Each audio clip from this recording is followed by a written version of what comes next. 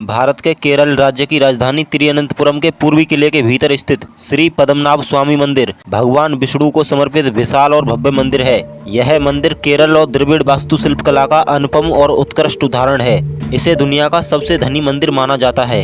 यह भगवान विष्णु के 108 पवित्र मंदिरों में से एक है, जिसे भारत का दिव्य देशम कहते हैं, जिसका उल्लेख तमिल संतों द्वारा लिखे पांडुलिपियों में मिलता है। स्कंद पुराण और पद्म पुराण में भी इस मंदिर का उल्लेख मिलता है। केरल के तिरुवनंतपुरम का नाम भगवान विष्णु को समर्पित कर रखा गया है। थिरुअनंतपुरम एक मलयालम शब्द है जिसका अर्थ है भगवान अनंत का शहर। यह मंदिर केरल के प्रसिद्ध धार्मिक स्थलों में से एक है। केरल, जहां यह भव्य मंदिर स्थापित है, वह दक्षिण भारत का एक सुंदर राज्य है, जिसके प्राकृतिक मनभावन दृश्य सभी को रोमांचित कर देते हैं। यह स्थान संस्कृति एवं साहित्य का अनूठा संगम है। इसके एक ओर समुद्री तट है तो दूसरी ओर पश्चिमी पहाड़ियों का अद्भुत नैसर्गिक सौंदर्य। यह मंदिर इन सभी अमूल्य निधियों के मध्य में स्थित है, जिसे देखकर मन में भक्ति भाव का संचार स्वतः ही जागृत हो जाता है। श्री पद्मनाभ स्वामी मंदिर का गर्भगृह एक चट्टान पर स्थित है, जहां भगवान विष्णु को समर्पित 18 फीट लंबी विशाल मूर्ति विराजमान है, जिसमें 12,008 शालिग्राम हैं, जिन्हें नेपाल की गंडकी नदी के किनारों से लाया गया था। इस प्रतिमा में भगवान विष्णु अनंत शैया अर्थात सहस्त्रमुखी शेषनाग पर शयन मुद्रा में विराजमान हैं। यहाँ पर भगवान विष्णु की विश्राम अवस्था को पद्मनाभ या अनंत शयनम भी कहा जाता है और इस रूप में विराजित भगवान यहाँ पर पद्मनाभ स्वामी के नाम से विश्वविख्यात हैं। मंदिर गर्भगृह में कई दीपक जलते हैं। इन्हीं दीपकों के उजाले में भगवान पद्मनाभ के दर्शन होते हैं। मूर्ति इतनी विशाल है कि उनके दर्शन मंदिर में बने 3 द्वारों से किए जा सकते हैं। पहले द्वार से भगवान के श्रीमुख एवं सहस्त्रनाग के दर्शन होते हैं तथा दूसरे द्वार से मध्य भाग, जहां भगवान विष्णु की नाभि से निकले कमल पर विराजमान जगत पिता ब्रह्मा के दर्शन होते हैं। मूर्ति पर शेषनाग के फन इस प्रकार खुले हैं जैसे कमल को सूंघ रहे हों। इसी भाग में दोनों माताएं श्रीदेवी और भूदेवी की मूर्ति स्थापित हैं और अंतिम द्वार से भक्त भगवान श्री हरि के चरणों के दर्शन कर सकते हैं। यह मंदिर 6वीं शताब्दी में त्रावणकोर के राजाओं ने बनवाया था, जिसका उल्लेख 9वीं शताब्दी के ग्रंथों में मिलता है। त्रावणकोर के राजाओं ने अपना जीवन और समस्त धन संपत्ति को भगवान पद्मनाभ स्वामी को सौंप दिया था और यह घोषणा की कि राज परिवार भगवान पद्मनाभ की ओर से राज्य का शासन करेगा। वे स्वयं और उनके वंशज राज्य की सेवा पद्मनाभ दास के रूप में करेंगे। तब से त्रावणकोर के प्रत्येक राजा के नाम से पहले पद्मनाभ दास पुकारा जाता है और पद्मनाभ स्वामी मंदिर को त्रावणकोर राज्य द्वारा दिए गए दान को त्रिपड़ी दानम कहा जाता है। सन 1750 में राजा मार्तंड वर्मा ने इस मंदिर का पुनर्निर्माण करवाया, जिसमें अनेक महत्वपूर्ण बातों का ध्यान रखा गया और राजा ने स्वयं को पद्मनाभ दास बताया था। तब से आज तक राजघराना ही मंदिर की देखरेख का कार्य करता है और मंदिर का एक कण तक अपने साथ नहीं ले जाते। कहा जाता है कि आज भी त्रावणकोर राजघराने के लोग मंदिर से निकलते समय पैर साफ करके निकलते हैं, ताकि मंदिर का कण भी उनके साथ न आ जाए। राजा मार्तंड वर्मा ने ही मंदिर में मुरजपम और भद्रदीपम त्योहारों का प्रारंभ किया था। मुरजपम जिसका अर्थ प्रार्थना, जिसमें निरंतर मंत्रोच्चार किया जाता है, जो 6 वर्षों में एक बार अब भी किया जाता है, जिसका नेतृत्व त्रावणकोर के राज परिवार के पास है। मंदिर परिसर अति विशाल है, जिसका आभास इसका 7 मंजिला गोपुरम देखकर हो जाता है, जो 30 मीटर ऊंचा है, जिसे स्वर्ण लेपित तांबे की चादरों से ढका गया है और बहुसंख्यक शिल्पों से सुसज्जित है। शिखर पर फहराते ध्वज पर भगवान विष्णु के वाहन गरुड़ की आकृति बनी है। मंदिर का महत्व यहाँ की पवित्रता से और अधिक बढ़ जाता है, जहाँ धूप दीप एवं शंखनाद होता रहता है। यहाँ का समस्त वातावरण मनमोहक और सुगंधित रहता है। मंदिर में एक विशाल स्वर्ण स्तंभ भी स्थापित है। पौराणिक घटनाओं और चरित्रों के मनमोहक चित्रण मंदिर की दीवारों पर देखने को मिलते हैं, जो मंदिर को अलग ही भव्यता प्रदान करते हैं। मंदिर के समक्ष एक बहुत बड़ा सरोवर है, जिसे पद्म तीर्थ कुलम कहते हैं। इसके आसपास खपरेल अर्थात लाल टाइल्स की छत के सुंदर घर बने हैं। ऐसे पुराने घर यहाँ कई जगह देखने को मिलते हैं। मंदिर में कुछ रोचक ढांचे भी हैं, जो बाली पीड़ा मंडपम और मुख मंडपम के रूप में बड़े हॉल हैं, जिन्हें विभिन्न देवी देवताओं की सुंदर आकृतियों से सजाया गया है।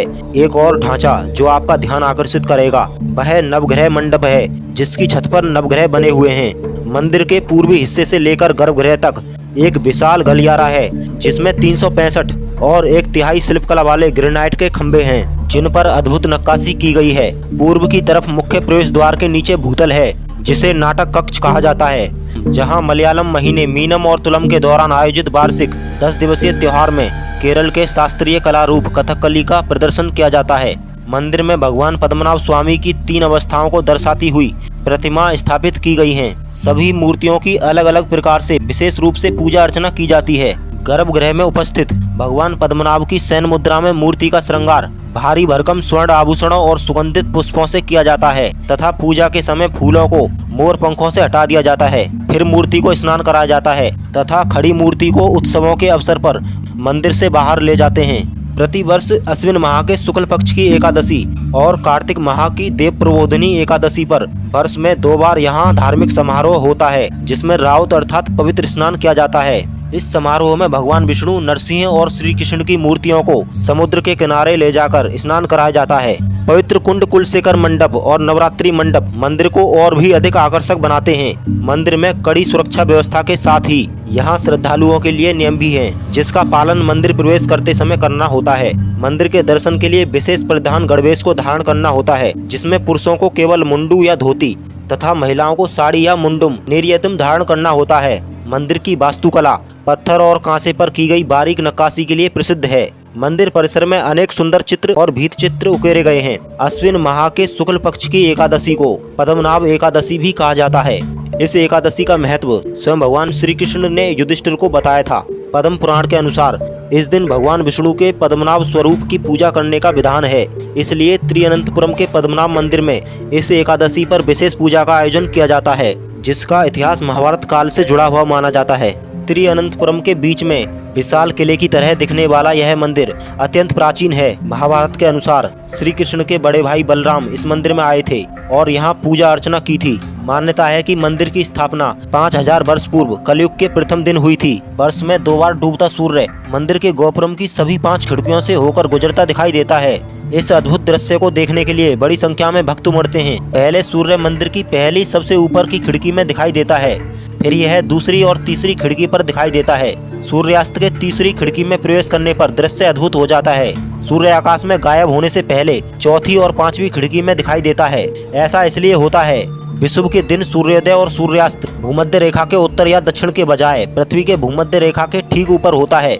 मंदिर के गोपुरम का निर्माण सूर्य की इस भूमध्य रेखीय गति के बिल्कुल अनुरूप है, परंतु नियमित दिनों में सूर्यास्त गोपुरम के दक्षिण या उत्तर में होता है। लेकिन मंदिर का सबसे बड़ा रहस्य गर्भगृह के नीचे उपस्थित 7 गुप्त तहखाने हैं। सन 2011 में एक सेवानिवृत्त IPS अधिकारी सुंदर राजन ने मंदिर के खजाने की जांच के लिए सुप्रीम कोर्ट में याचिका दायर की थी। इसके लिए सुप्रीम कोर्ट ने 7 सदस्यीय कमेटी का गठन किया।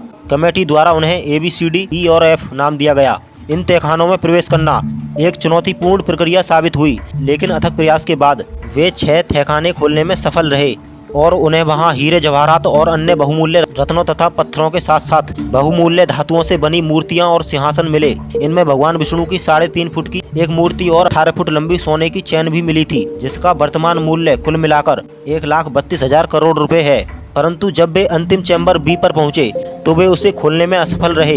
बोल्ट बी पर 3 दरवाजे हैं, जिसका पहला द्वार लोहे की छड़ों से बना है तथा दूसरा लकड़ी का बना भारी दरवाजा है और अंतिम लोहे का बना अत्यंत कठोर द्वार है, जिस पर नागों की भव्य आकृति बनी हुई है, जो इस खजाने की रक्षा करते हैं। और वहाँ चेतावनी लिखी है कि इसे खोला गया तो परिणाम भयंकर होंगे। इस द्वार पर किसी सांकल, नट बोल्ट या ताले और ना ही कोई कुंडी लगी है। माना जाता है कि इसे शक्तिशाली नागपाशम मंत्र से बांधा गया है, जिसे अष्टांग बंधन मंत्र कहते हैं। लेकिन ये मंत्र क्या है कोई नहीं जानता। यह चैम्बर एक अनोखे श्राप से ग्रस्त है, क्योंकि यदि कोई भी उस चैम्बर के पास जाने का प्रयास करता है तो वह बीमार हो जाता है या उसकी मृत्यु हो जाती है। पहले 5 तहखानों के खुलने के कुछ सप्ताह बाद ही याचिकाकर्ता TP सुंदर राजन की अकस्मात मौत के बाद बदकिस्मती की यह धारणा और मजबूत हो गई। तब मंदिर प्रशासन ने चेतावनी दी कि यदि किसी ने भी उस अंतिम द्वार को खुलवाने या खोलने का प्रयास किया तो परिणाम बहुत भयंकर होंगे।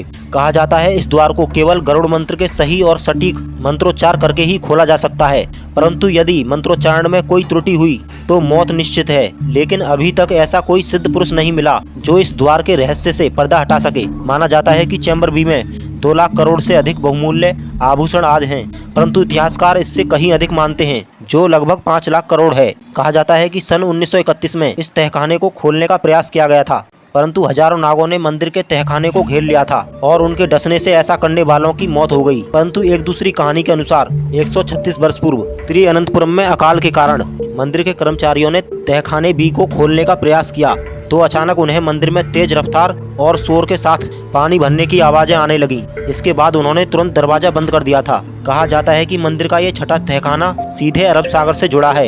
यदि कोई खजाने के लिए द्वार तोड़ता है तो अंदर उपस्थित समुद्र का पानी खजाने को बहा ले जाएगा। हालांकि मंदिर से जुड़े और सनातन धर्म में विश्वास करने वाले विद्वान कहते हैं कि तहखाने को ऐसे ही छोड़ देना चाहिए, क्योंकि यह संपत्ति भगवान पद्मनाभ की है।